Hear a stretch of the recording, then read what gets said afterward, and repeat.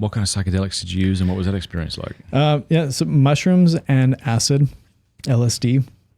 Both of them were eye-opening experiences. I think that there was something to be gleaned, and this is not an endorsement, but there was something to be gleaned by using them, and that was more interaction with the unseen. So there was, especially my experience with LSD was there this interconnection, like this web that tied everybody together. And so it was something more visceral, something like I was actually experiencing and seeing, so like you and I sitting across the table, we're bonded by something, and it's not totally clear what that bond is. LSD at least gave me the perception that now I can see it. I could see this connection that was coming out from you, meeting up with something that was coming out from me. And that was what was creating this communion between us. And so that was a very vivid experience, but it gave me a sense that there is a true connection which exists between one another, between people.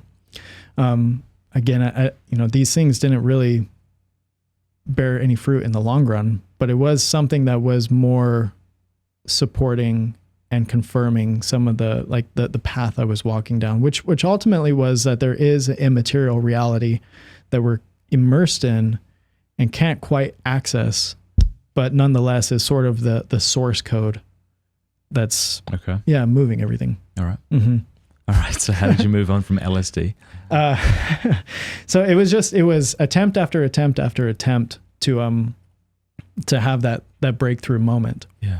But it never really came. All the while I was trying to get a better grip on, what are these right and left limits that I'm continuously feeling and I can't break away from, like objective morality. That was just the thorn in my side continuously was like, well, where is that coming from? So if I'm just this fractal part of Ein Sof or the great mind, the source having an experience, well, why do I feel so constrained? Yeah. That doesn't make sense. Why does it appear like these moral facts are being issued to me and that I have to, there's a responsibility on my part to respond to? Yeah.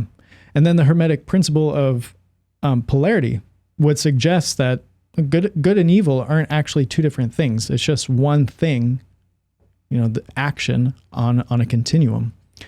And then some more of the more explicit forms of mysticism like Hinduism have this dualistic understanding of reality, and that good and evil are actually opposites, but they're eternal opposites that are always at war with one another. There's a struggle between whatever the good God is and the evil God, and that their fight is everlasting and ongoing. And so it didn't make sense to me why I felt the way that I felt, and why my opposition and my sort of repulsion towards more evil acts, why it persisted.